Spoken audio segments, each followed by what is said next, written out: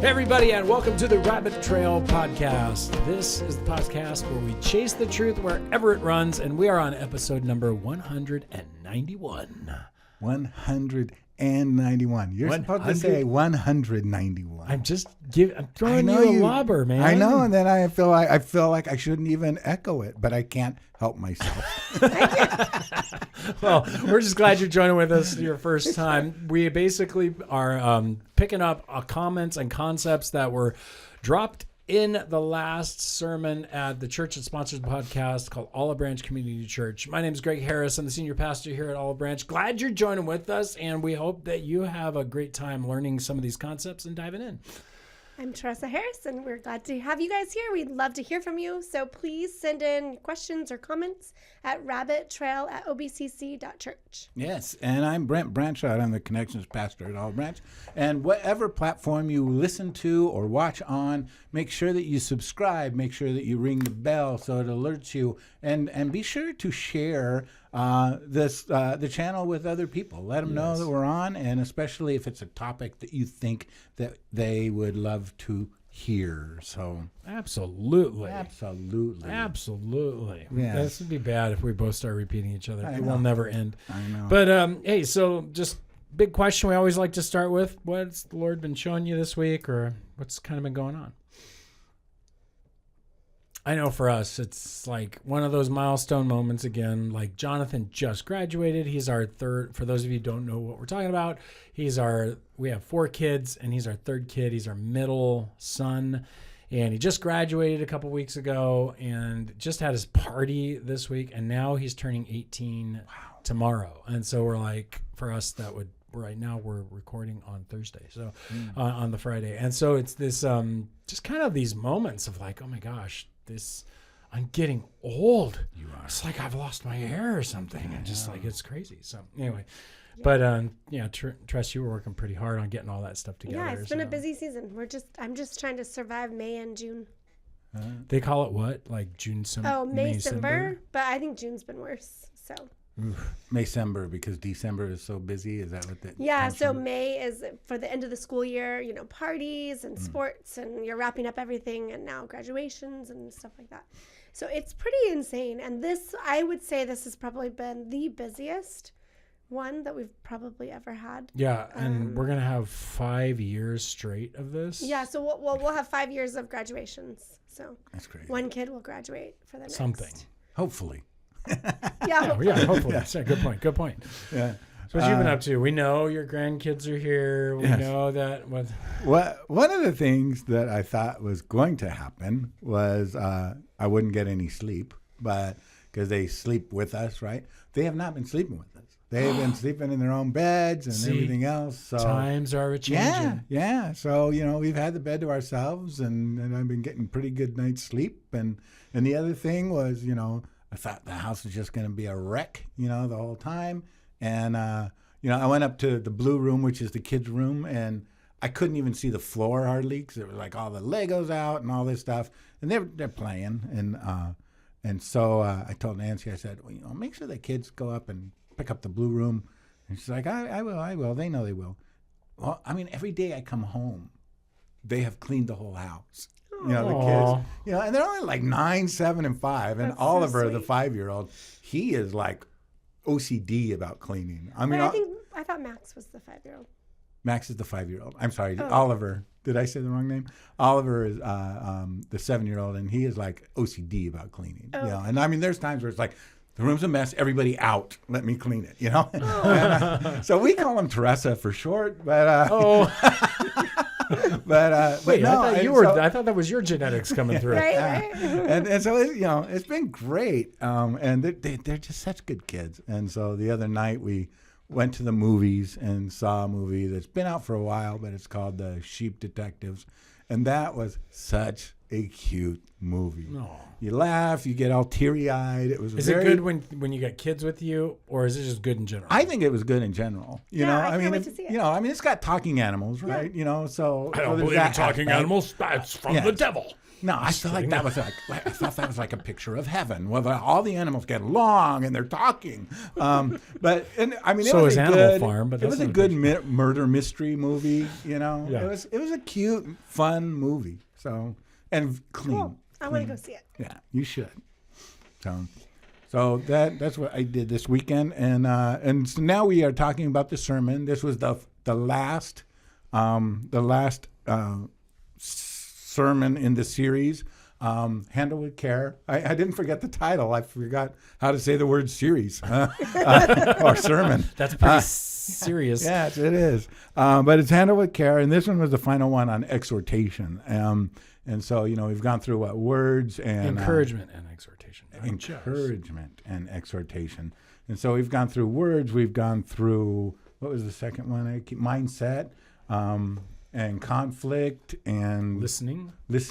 and now encouragement and Words. And so it's just like our words. Yep. So we use them to build, not to break. So, I mean, and one of the things that you talked about was that, you know, we do build motivation through encouragement and exhortation. And I do think that, you know, from a parenting style too, you know, I think that trying to get your kids to understand what is right and move them forward and doing things, encouragement works so much better, right? The carrot works better than the stick, but the stick sometimes seems so much faster, just tell you what to do and get mad at you. But encouragement, I think, is more long-lasting and more character building, you know. But I also wanted to just discuss and kind of get some explanation maybe from you too, is just what is the difference between confrontation, like we talked about last week, and exhortation, like we talked about this week. So what is the difference between confronting somebody and exhorting somebody? Well, I think there's going to be some Venn diagram, you know, kind of like crossover. That's the word. Thank you. But I do think that it, like an exhortation, is formed around an agreed upon kind of direction. Like when you confront, it could be anything about values. It could be anything about sin. It's like it's a more serious situation. A lot of confrontation seeks a transformation. It's about boundary buildings, these kinds of things. But when it comes this kind of like, I think of it as like one of the strongest forms of conflict. This is a form of conflict, but it's kind of it's an agreed upon. I've already given you permission in this area to challenge me. I like the word challenge because it gives that sense of like, not quite like a confrontation, but I'm going to give you a challenge. I want to challenge you to get back on course. I want to challenge you to get back to reading your Bible. I want to challenge you that, you know, to not bring up that conversation before we go to bed. There's this kind of like, I think of it as an accountability conversation.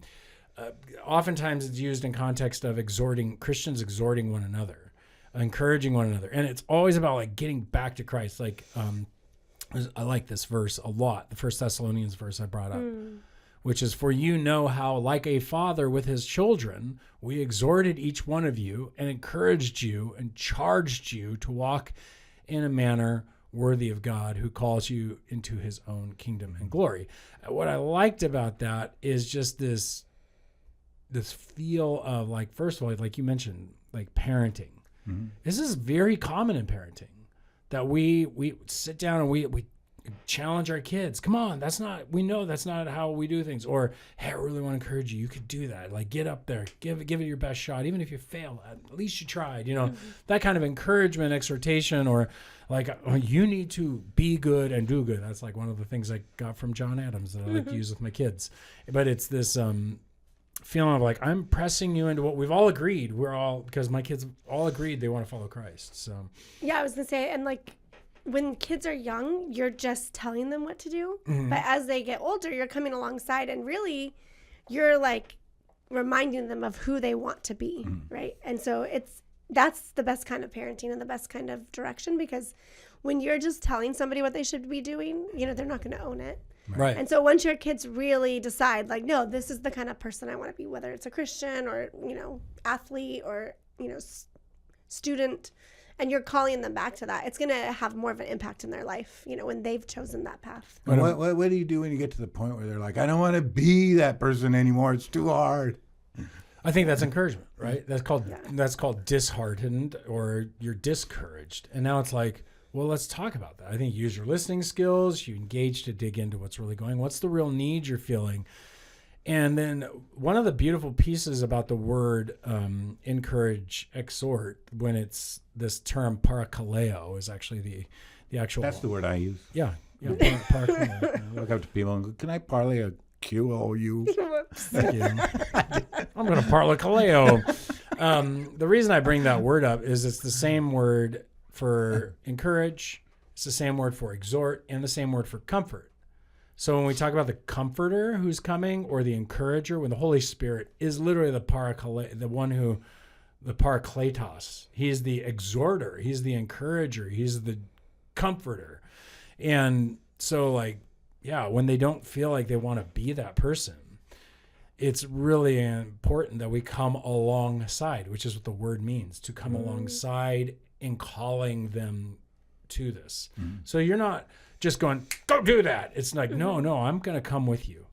I want to come alongside you. I want to be with you in this. This is why it's agreed upon direction, not just confrontation, forced. where I need to call you out in a different way on this. So maybe I wasn't as clear as I wanted to be in the sermon on that. So, and in some ways, because here you are, you're preaching on a Sunday to a bunch of people that are coming to church on purpose, right? Right. So at some level, there's this agreed upon situation in our community that we're here because we want to be Christians. We want to exhorted. be. So, and that level might be different for different people that are coming. But there is some base level that they're choosing to come to church and listen to you preach, and we're looking at the Word of God. Which is really important, because I actually was like, one of the things I challenged myself on in writing the message was I said, don't let us, it's in relationship you want to exhort. It's in relationship you want to encourage, because that's where you get the best bang for your buck, not strangers. And the reason even though sometimes a stranger encouraging you is really powerful, or a stranger exhorting you oftentimes is very offensive because they're not agreed upon. And then I go, well, all these people in this room some of them are strangers to me, and I'm literally exhorting them with the scriptures. And I think, Tressa, you hit the nail on the head. Like, that was exactly what I was thinking. We all have an agreed upon fact that I came to church. I'm going to be preached at, right? Yeah. I'm going to be exhorted. And what I'm hoping people realize is that there's a difference between preaching and teaching. There's teaching involved in preaching, but the primary goal of teaching is to do what we said here: exhort, encourage, and charge people. That is the essence of preaching, is that I hope people leave encouraged in something, or challenged and charged to change and grow in a certain way. If that's what is happening in preaching, that's good. If you're walking out just going, I learned a whole bunch of stuff today, that's a good teaching. I don't have a problem with teaching. You're supposed to teach the word, but that's a different medium. Yeah, and the goal is like walking away and knowing how you want to be different. Like, I've learned this, and now I'm called to be this. Yeah. And let me ask you this: in your teaching style, and you were just talking about your thought process of all this, and in your teaching style, one of the things is, like, in a marriage, right? If Nancy and I exhort each other all the time, right, it gets exhausting to, sometimes to just like, and I remember hearing Rick Warren talking about seasons in his preaching, where, there are times where you're pushing on the gas pedal, and you're pushing your congregation, and you're really exhorting them, and all that stuff. And then there's times to, like, just take your foot off the gas, and then let that, let the ease set in, and then so that you're not just hammering them all the time and making everybody feel challenged every time they leave. Sometimes it's like, whew, it was more just, I feel like I feel like I'm a helium balloon today, and not carrying a weight when I leave. I think that in some ways puts a little too much power in the hands of the preacher. Not that I disagree that there aren't, like, because I will structure messages to try to be more encouraging. Like, a lot of this was not trying to hammer people. A lot of this was Okay, you had a whole sermon about a hammer, okay? Right. Okay, I'll take that back. The whole series was based on, nail guns, hammers. What I was trying to do is illustrate when we go wrong in a humorous way. It's just kind of go like, what I try to do is with the negative is make you feel like, and make all of us feel like, oh, we're all in the same boat. Like we all messed this up together. Even the pastor's a mess up. We're like, okay, this is great. And then the rest of it is like, oh, well, we can grow. And I want the word of God. I want Jesus to be the hero, not the pastor. There are times to exhort. Like we're about to get into a series from Joshua. There's no other way to do it other than just like, let's go. Come on. We got to pick this up and go.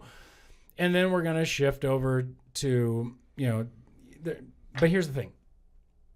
Too much power in the hands of the preacher in that sense, because I will do an encouraging message and inevitably somebody will come and go, I was so convicted by this. That's because the Spirit of God is the one who's the exhorter. He's the comforter. He's the encourager. And some people receive comfort from a message that might have been an exhortation because they're like, okay, I'm going in the right direction. Other people are feeling challenged to get back on the path. And still others are feeling like guilted and just destroyed. And we have to help them get through that process. But the Spirit of God is the one who I believe applies the word. And a lot of people come up and they're like, have you been in my house? And it's like, no, we're generally all humans and we all have the similar problem. But if the Spirit is teaching you something, that's what's really going on here. So awesome. Now, are you a person that receives exhortation well?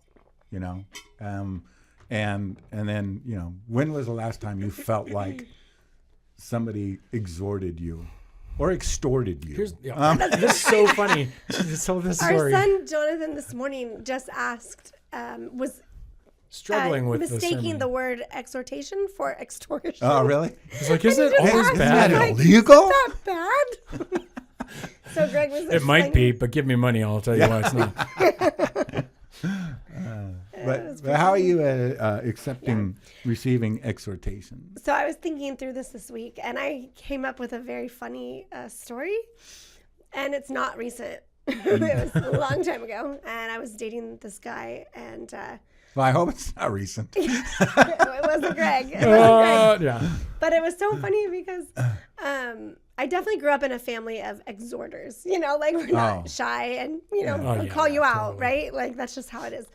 But I, had wanted to be a woman that was living with integrity, and my mom knew that. And so I was dating this guy, and she called me. I was at his house, and she's like, "Are you guys alone?" And she just started questioning me and calling me back to what she knew I wanted to be. And I totally lied to her.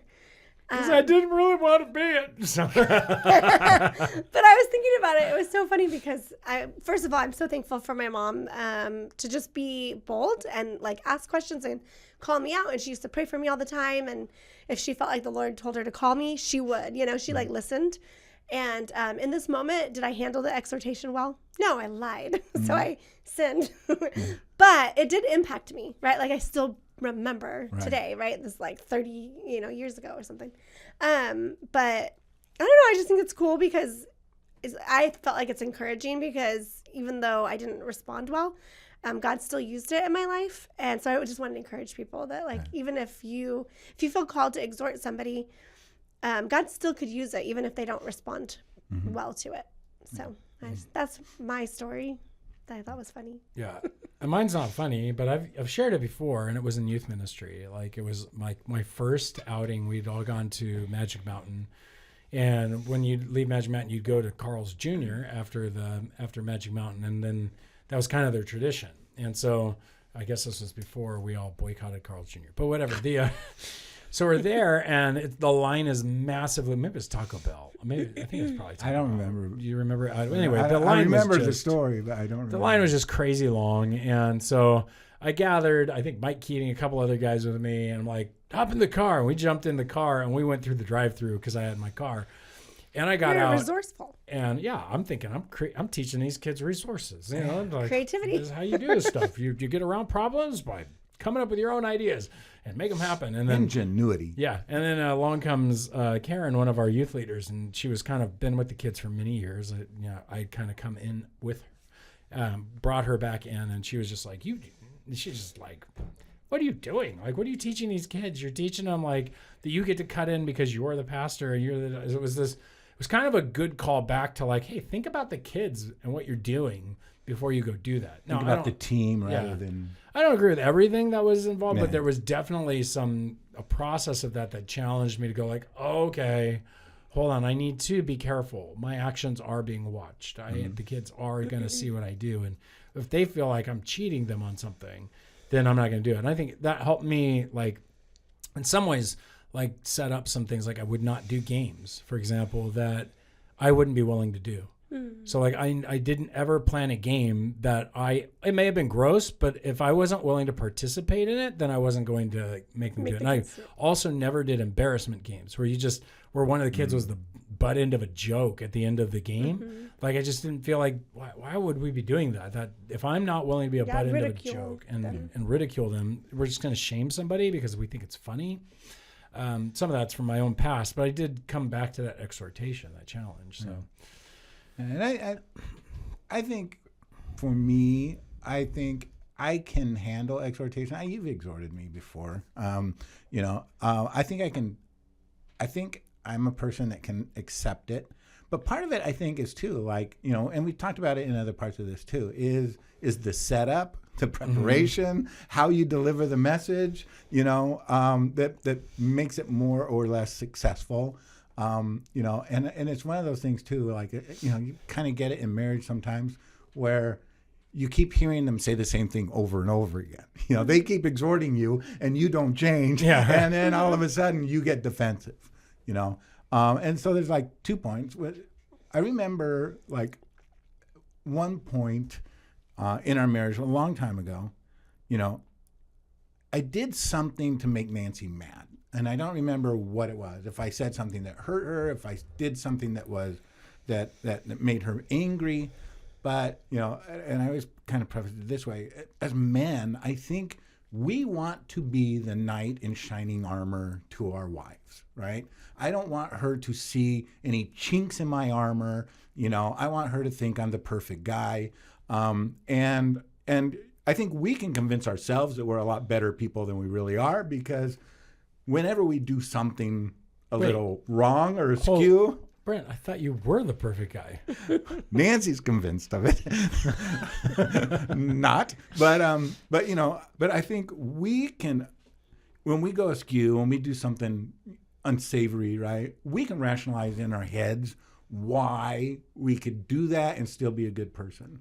So like when Nancy came to me with that time of hurt or anger, my first reaction, when she confronted me or exhorted me, my first reaction was to defend myself, and part of it is like explaining away why this wasn't my fault, why it was not, and I just thought if I can convince her that it was because of this, not because there's a flaw in my character that needs to be worked on, then she's still going to look at me like a knight in shining armor. And I realized that's not true. It's like when your kid's lying to you, you just want to shake them and, not literally. Sorry, not literally. That would be illegal.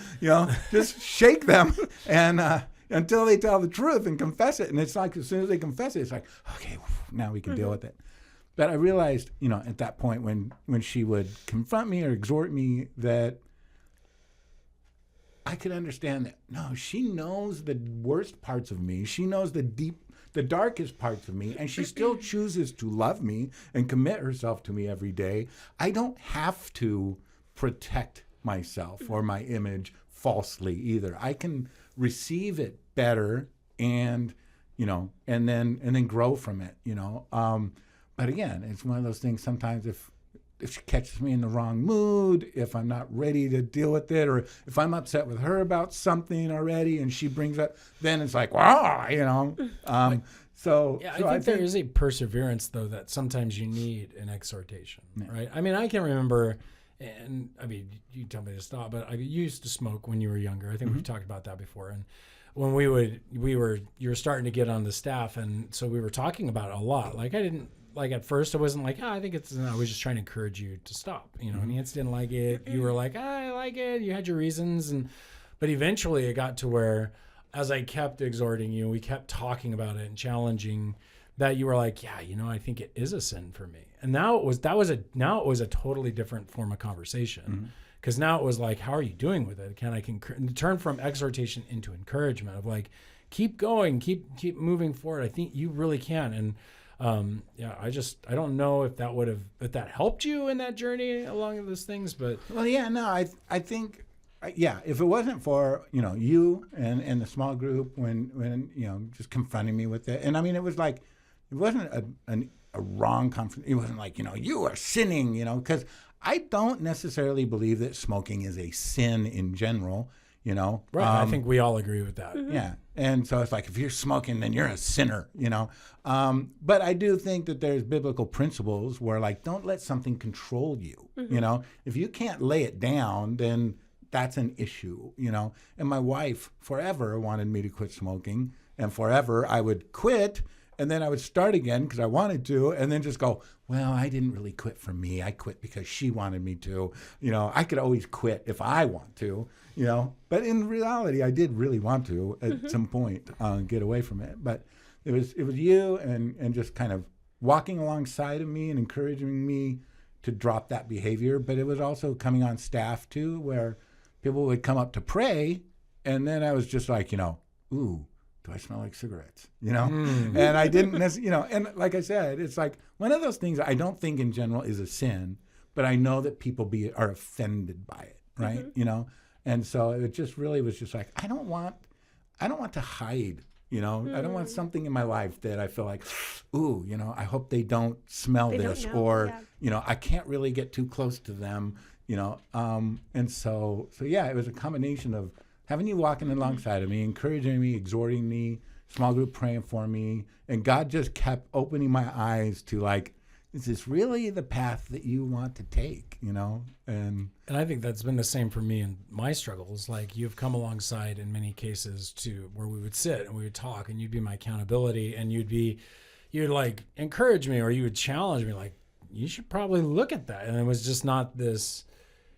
You can't beat sin alone, and you can't do it without exhortation and without encouragement. You can set your mind to want to win and be like Christ, but without each other doing it, this is the golden standard of really building each other up in my mind. It's like, because we now are both agreeing. It's that back to that triangle we've been talking about, right? Where I want to be like Christ, you want me to be like Christ, you want to be like, we're all aiming at the same place. That's that commonality, why we want to come to church and be exhorted. It's this, I need this. You want to live a life worthy of God. Yeah, we need each other to do it. It's not an individual game. It's not it's impossible. And I mean, we've been accountability partners for 20 years or so, and or close to it. And there's so much in my life that I owe to that relationship, Me too. And I think it's wonderful. And I'm going to be writing a book, The Flaws of My Pastor. So look for that to come out on Amazon Publishing soon.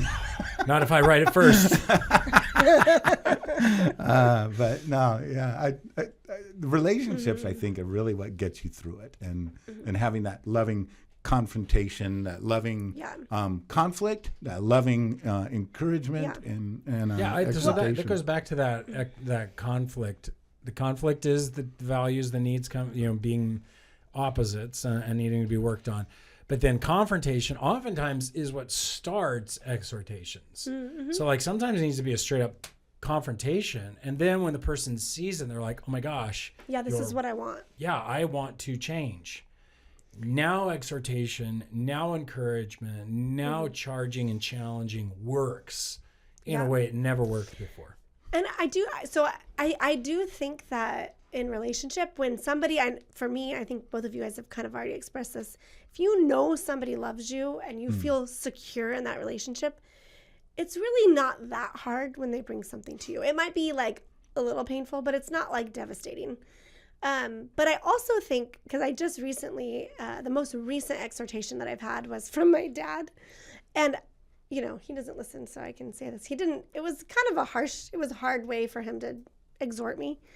But he was right, you know, so like what he was saying to me was right, you know. And I feel like through the Lord, I was able to still receive it, you know, and say, yeah, he's right. I don't love the way that he told me, but he's right. Yeah. And I know when I was in high school, and I was, you know, a brand new Christian my senior year in high school. And I found out when you're 18, you don't have to go to class if you don't want to. You know, my life science. Wait, I thought this was 12. You ditched before you were 18. I know. But when I was 18, it was legal. You know, I didn't even need to get a note or forge a note. You know, so I had this science class, and the teacher is Coach Adair. You know, he was a coach and he was the science teacher, and he was a Christian. You know, and we used to do Bible studies in his class during lunch and stuff like that. It was great, and he was a great guy.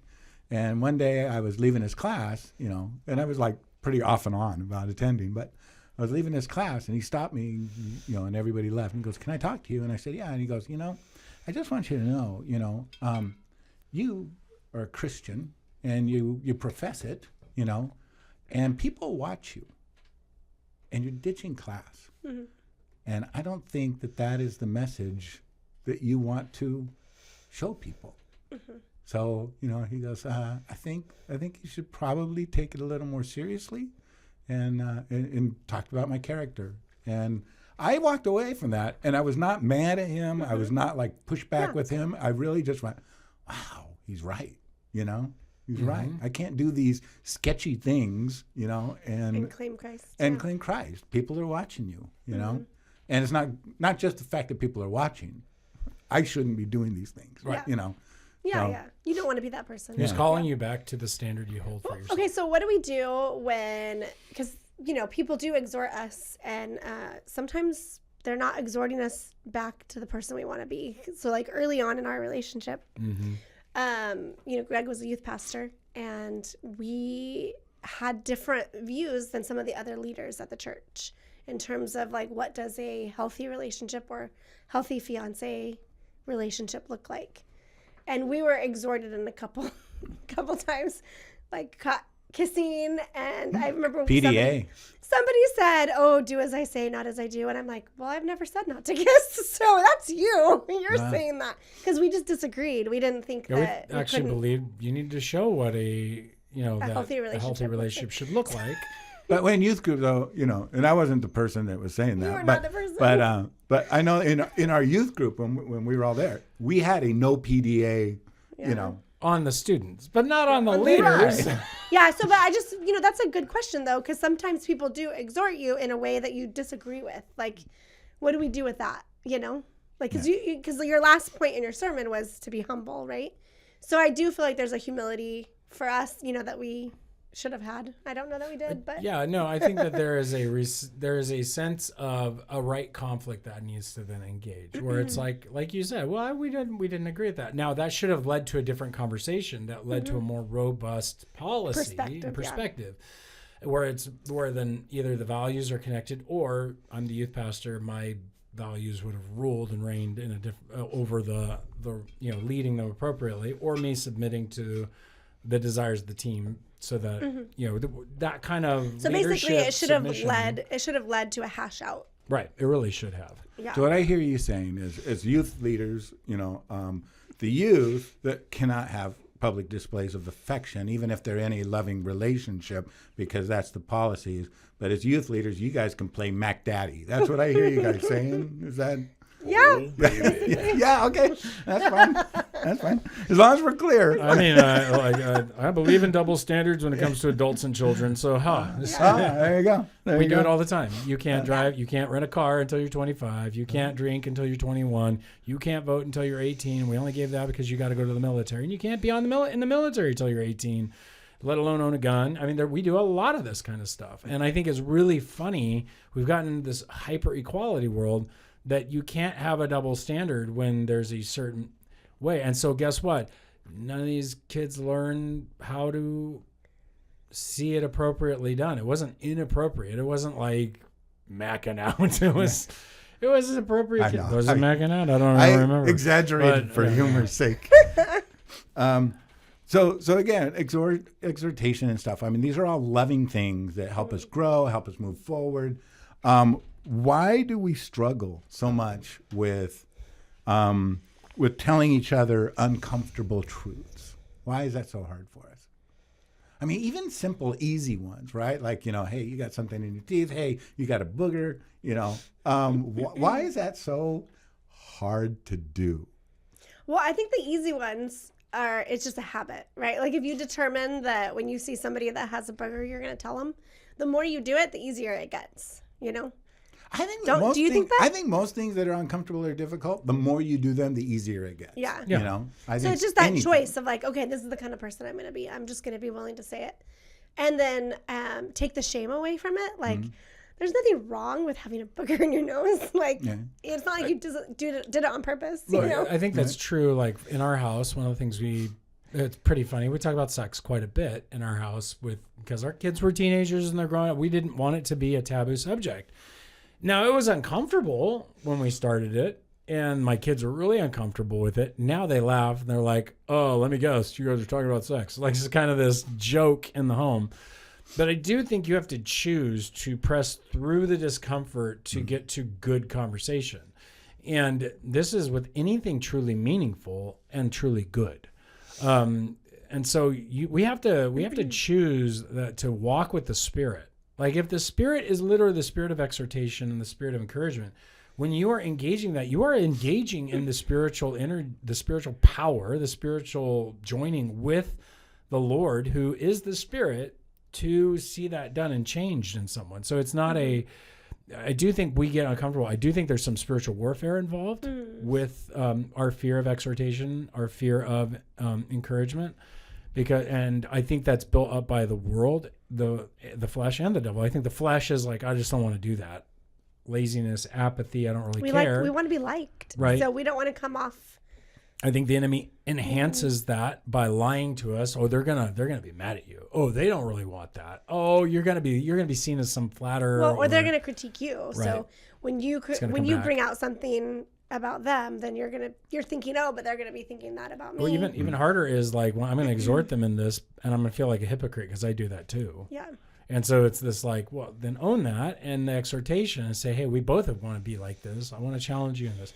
And then the third is our world. The third enemy of the Christian is our world creates an environment which we are absolutely afraid of actually encouraging or exhorting at some levels, because I mean, there's entire movements out there of like, how dare you give me a compliment, like if I'm a guy to a female, because now you're thinking something about me. Like there's all these weird things on it was a little while, like guys at gyms couldn't even like walk around without girls like making them into some kind of online problem. And then Voyeur.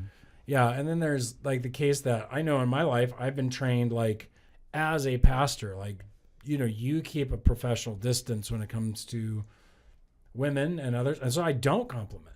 I don't. I have to really be in a safe place to do an appropriate kind of encouragement, even because like there's just a distance. Like I don't want to put myself in a false accusation. I don't think that's necessarily true, but the world has built this realm of suspicion of each other, and it's hard to exhort and encourage in a realm of suspicion. You're giving me the disagreement. I mean, it is hard to be a man in this society, right? Sorry. And that's why I Let me choose ask not you a to question. be. What is a man? Yeah. But there's times like I'm leaving Stater Brothers or whatever, right? And there's this 80-year-old woman lifting a case of water in her car and loading up her car with groceries, and I so badly just want to walk up and go, "Can I help you?" And I am just like, I'm gonna scare them. They're gonna think I'm a freak, whatever. And it's What do I need a man for? It is I really need a man hard. like a woman needs a No, like a not, fish not needs like a bicycle. that. Not like that. More like they're in danger. Stranger danger. You're gonna scare her, give her a heart Are attack. you a sociopath? But I think that we were talking more about not stranger relationships, but more intimate, like people that we know. And I think that I like just even today, something happened in the office where I know how somebody feels about something, and then I overheard them interacting with that person. And, I think I have that person's permission to say that it wasn't the most honest interaction. And I came out of my office and called her out on it. And we had a funny conversation with it. But I think that the discomfort of what just occurred was so great to me that I was willing to like say something like, "Oh, is this who you really want to be?" Basically I was making fun of her and saying, "Hey, I can't trust you now because I know that you." But there had been previous conversations about Yeah. those kind of things. It was, again, a difference between a confrontation and exhortation. I think that what I'm trying to say is when it comes to some of these things, there is a world-oriented suspicion that can be created in general anyway. Even in personal relationships, like there are a lot of people who just don't feel like they can exhort their spouse because there's just so much difficulty already involved in the conversation. We've heard that a lot. Like people don't talk about certain things with their spouses because they can't handle it. The other person will get mad, or you even mentioned that I think last week. Yeah, and I mean, I feel like not with your relationship, but with another couple. I feel like in those terms too, there's toxicity going on in other areas of the relationship, and then fix those areas of the relationship, and it'll heal the other ones. There's that domino effect, right? I also know that there's the whole pie problem, which is this idea of like that there's only so much of an encouragement or so much of an idea that can go around. So I can't give you that compliment or encouragement. And there's slightly difference between a compliment and encouragement without diminishing myself, or them feeling like they've got to give it back to you now. It's almost this give and take kind of transaction. You know what I'm talking about? Yeah. Because you don't look like you're... I'm not understanding how this relates to the conversation that we're having. It's just a reason why people won't encourage is sometimes they feel like, well, if I encourage them, I'm only going to be making them almost like I'm just going to be puffing them up. Even though it may be a true encouragement. Like, I do think people rig back up because they don't want to, I'm just going to make them worse. And it's like... I make them think better of themselves, and then they don't have to work on the things I'm exhorting them on. I'm just trying to come up with the different reasons people wouldn't really want to do these things. But like the easy things, like the booger in your nose, I think one thing that makes those things hard to do, and like you said, the more you do it, the easier it gets. But, I think one of the things that makes it hard, for me at least, is putting myself in their position. How embarrassed would I be if I had a booger hanging out of my nose, right? And you're in this group of people and, oh my gosh. So it's like, if I let them know, then they're going to feel that embarrassment that I would feel. So I want to spare them the embarrassment, but you're just like making it worse, right? And so part of that is, you're in a room with 5 or 6 people, and then you just kind of whisper in their ear, "Hey, you got a booger hanging out of your nose," and then all of a sudden they start messing with their nose.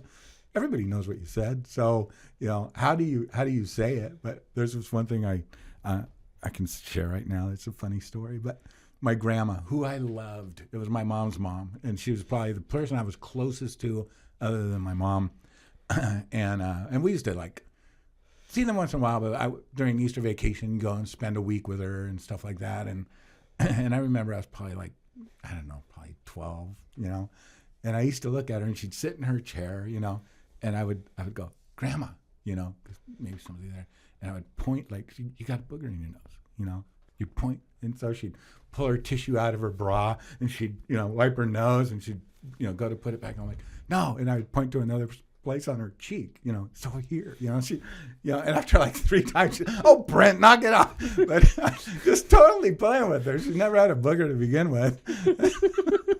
That just reminds me of my poor physics teacher in high school. She was writing on, she was a quirky person, and she's writing on the whiteboard. She's got the black stuff everywhere, and she turns around, and she's got this smear of black right here, and everybody's like... And nobody said anything. We left the class, everybody laughing, left the class, never told her. We heard from the next class that they had somebody told her, and she was just so mortified about it. But it was I felt so bad, but it was pretty darn funny. So. But yeah, if you want to ever play that game, just look at somebody in the eye, point to just right under their nose, lip whisper "booger," and watch them, and then just point to different places. And then never be trusted again. So. That's fun. All right. So let me see. What was the other thing?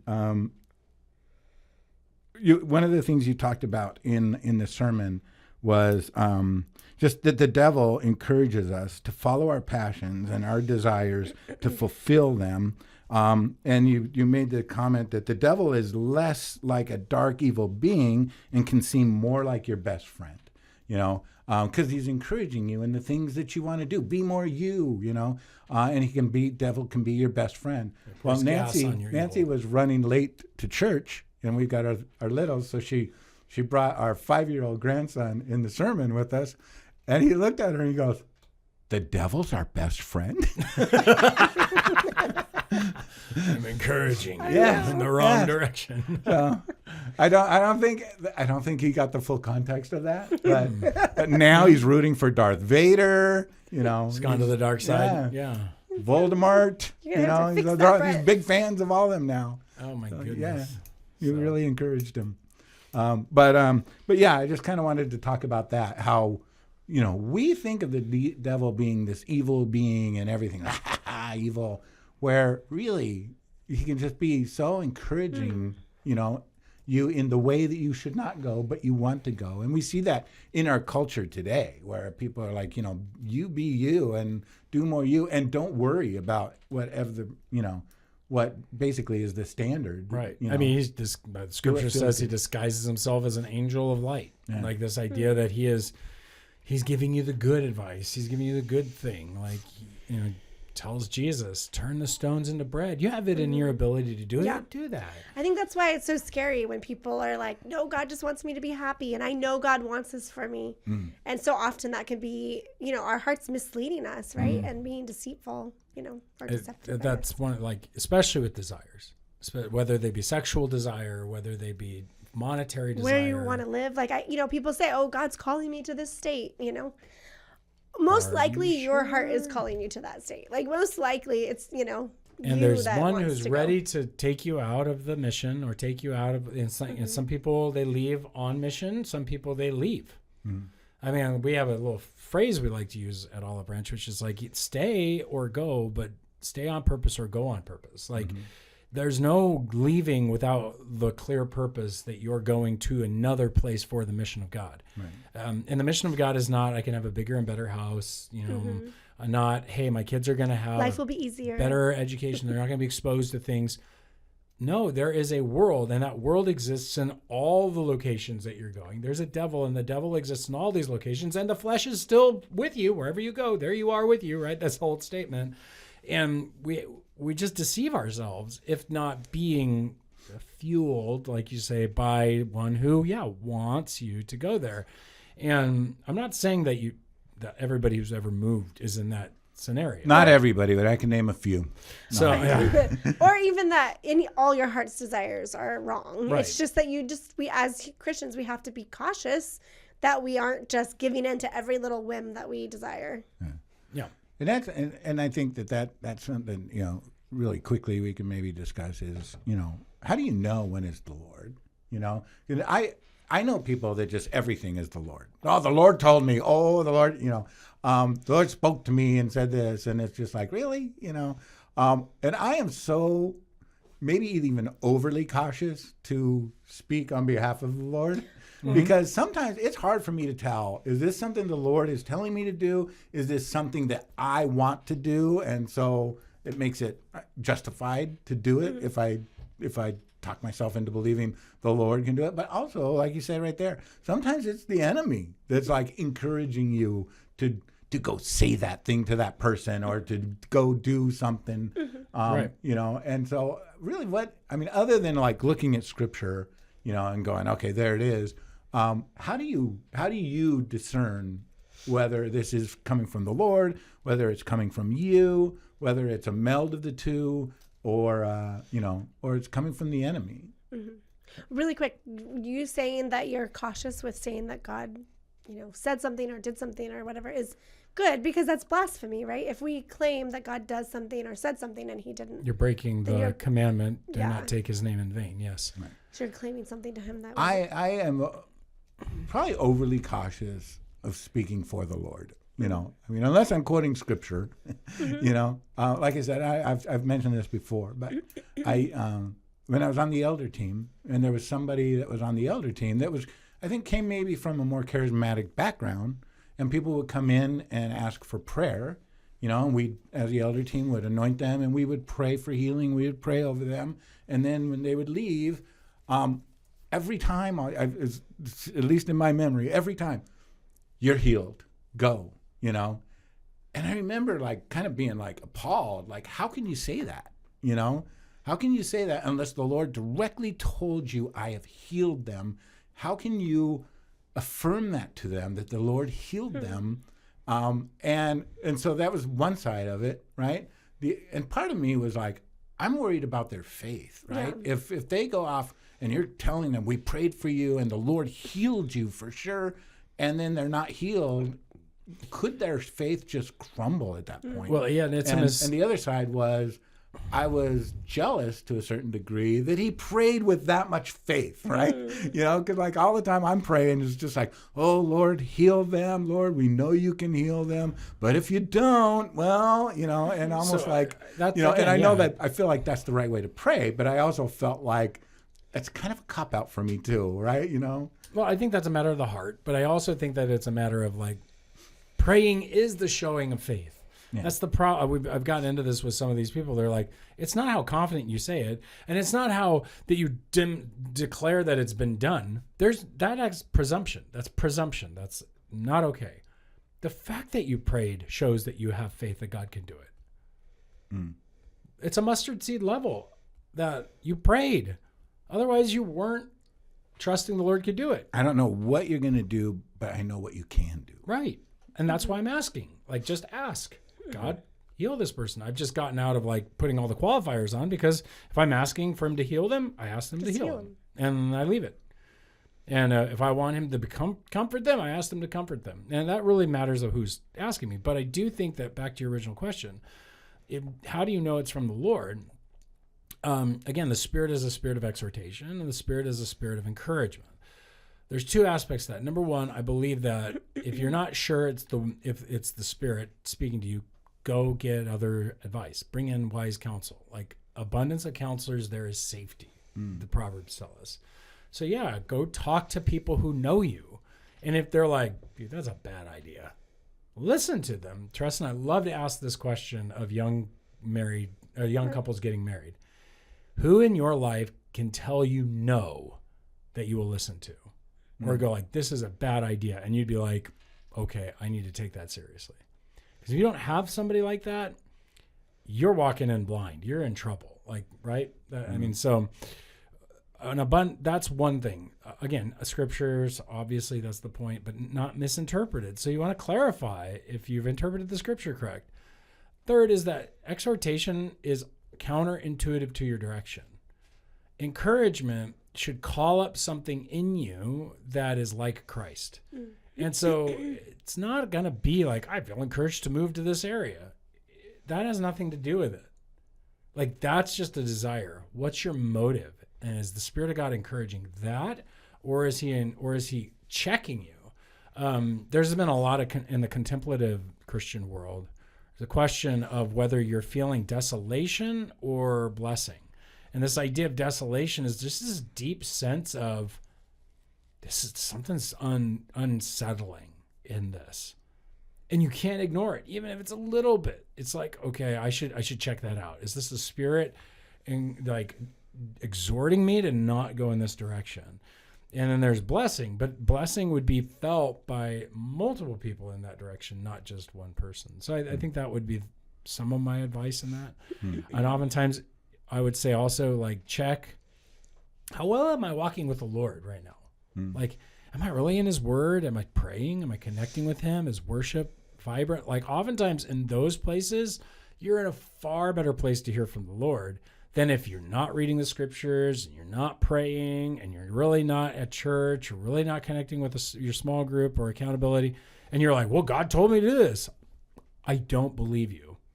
Because if you're not investing in the relationship, I doubt that's the first thing he's going to tell you.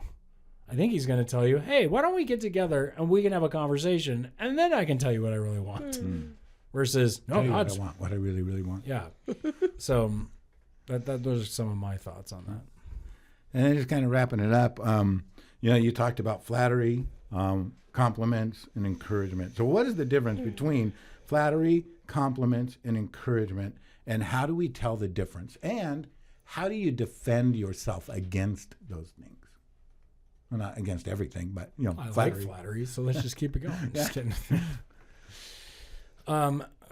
Difference between flattery, compliments, and encouragement. I think a compliment is typically given to you from something that you've already done. So typically a compliment is something somebody gives you because they feel like they've served you. It's a thank you.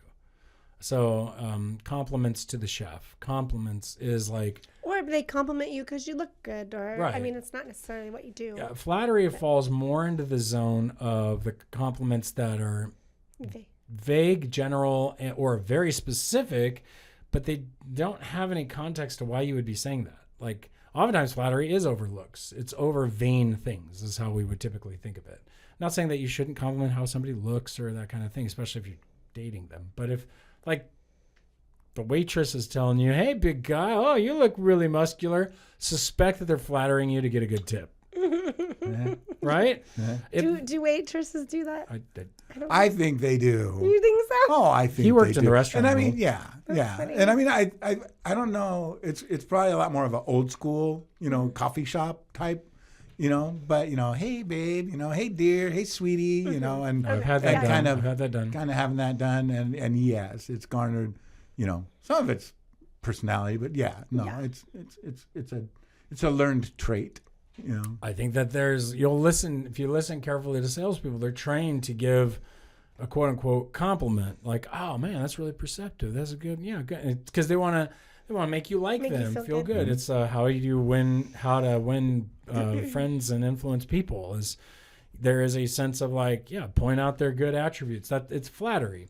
And so flattery is typically going to be an unprovoked thing by someone who is probably in a situation where they want something from you or are trying to get something out of you. I would say that that's different than people pleasing.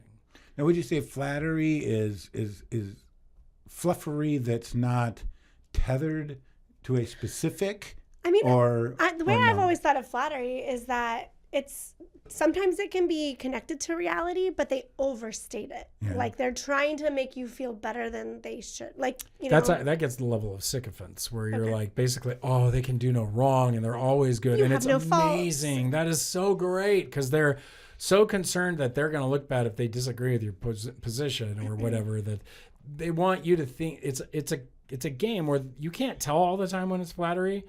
You can. You sense. So this whole conversation is so hard for me because I'm paranoid about whether or not people tell me the truth. So my whole goal in life is to find people that are honest, and I pay very close attention to how people talk to each other, how they talk to me, and I'm literally analyzing it constantly. There's never a time where I'm not analyzing what people are saying, and I'm trying to figure out can I trust what you say to me? Now, once you get to a point where you're like, okay, maybe we have butted heads at times, and I've was taken back. But in general, I feel like you're a trustworthy person. Do you still analyze them all the time? I still analyze overly, it, but it's not as I'm not as hyperly because I can for the most part trust. Yeah, okay. By that point, you kind of know. Okay, you're my friend, but you overstate things. Yes. So I'm going to take you with a grain of salt. And then there's some people you're like. There are some people where I feel like I truly trust what they say. That when they give me a compliment, it actually really matters to me. And I feel like, oh, okay, that impacts me. But there are some people that literally nothing they say penetrates me because I'm like, you just say untrue things all day long. You're like Puff the Magic Dragon. You just blow smoke everywhere and so I just ignore them. In fact, that's the point, right? If you watch somebody, that's why I was saying these things work best in a relationship. Because even then you kind of know when it's flattery and when it's not. Because that person says that to everybody. Right. They always have some entry statement because... Look, some people are just trying to be positive, and they're just trying to be. They want everybody to like them. It's not about the people. They're really just trying to be liked themselves. Yeah. So, if I go around saying something about everybody, it's because not really that I want to make you feel good. It's really more that I want you to look at me and think, "Oh, that guy's really nice." Right. Now, I mean, is there anything that you do to just kind of determine whether it's flattery or not? Do you have like a system? Because like for me, it's Do you have a like system? I do, in one sense. For one, I think even though I compliment myself all the time, and most of it is joking, and I do self-deprecation as well. So But it's still that flattering, really, 'cause people whether I'm talking like I'm the best or I am self-deprecating, it's more of a humor tool for me. But it's hard for me to really kind of receive compliments to a large degree. And because part you of that- already know you're amazing. but part of it, I think, is I'm not sure if this is flattery or if you really are being sincere. So one thing that I do to kind of guard against it is if somebody comes up to me, like if I preach and they were like, oh my gosh, that was a really good sermon, then I always go, oh, okay, what did you not like about it? Where did you think I could have done better? Because if they can give me the critical point too, then I feel like it was general. Yeah, it was a thoughtful thought and not just a. I think you can pull that off. I don't think I can pull that off. Yeah. So I have to ask the opposite. I have to ask, what about it was actually impactful to you? So if they can give me the specification, then I am far more to be like, that's cool. Like the Lord really worked. That's awesome. But if they're just like, no, I just love the whole thing. I'm sort of like, okay, cool. Awesome. You got a good emotional experience out of this. I'm going to let you enjoy that good emotional experience. Because I'm not out to like knock someone down for the fact that God was doing something. They may not be able to pinpoint what it was. So it's a little different with like a sermon. It is another thing if my professor would walk up to me or one of the other you guys come up to me and you're like, pinpoint exactly like this has been really good because like this has helped like shape or whatever. That to me not only is encouraging, it also sharpens me, makes me stronger. And I think an encouragement is going to put courage in you. It's going to put the character that you're looking to build in that person into them. Versus a compliment is just going to make you feel good. It's like, it's good, it's nice, it's true. But a powerful encouragement is going to pour gas on the good that's already there and make it even better. It's going to be like, I want to work even harder at that. I want to do that even more now. On a really powerful encouragement, just energizes. Like I like to say, man, I could live off a real compliment, true encouragement for like weeks. Like it sticks with you. And it keeps you motivated. And I mean, in your position too, you get a lot of slings and arrows, And I remember you telling me that when people write you encouraging notes or thank you notes or whatever, sometimes you keep them in a file. And then when you're feeling a little, sometimes you pull them out and read them. Was that you that told me that one? Yeah, it's actually taught in a pastoral. All right. Things aren't as dark. Yeah. Not everybody hates me. Just the people I love. Unfortunately. All right. Well, I think that kind of wraps us up unless we've got something we want to add to this. No, I think that.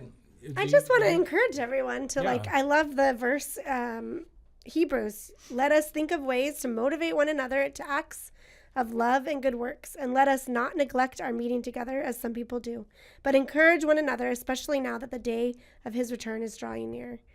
I don't know, I just love that. That's like what we exist as a church to do. And I think we kind of covered the reasoning so strongly at the beginning. And good way to end it is like we don't grow and become truly who God wants us to be apart from each other. It's why we need to be together. It's why we can't neglect meeting, because when you meet together, we should be like building each other up, using our words to build one another, encourage each other, to exhort each other, get back. Come on, let's do this. We got this. And it's not that we got this, it's that we got this in the Lord. Like the Lord's got this. He's going to use us. He wants to do this. Let's not forget that. So, and the one thing I love about like these discussions and, doing the podcast with you guys is, you bring the depth of scripture into the discussion too. And like, just brings that up to that whole level. While I'm sharing how you can trick your grandmother with fake boogers. And, I want to encourage you to keep doing that. I think it's a gift. I think. All right. So, It helps people listen. And it really, once that gets chopped into a nice, like, short, that's been one of those 10,000 levels. oh, wow. Yeah. Yeah.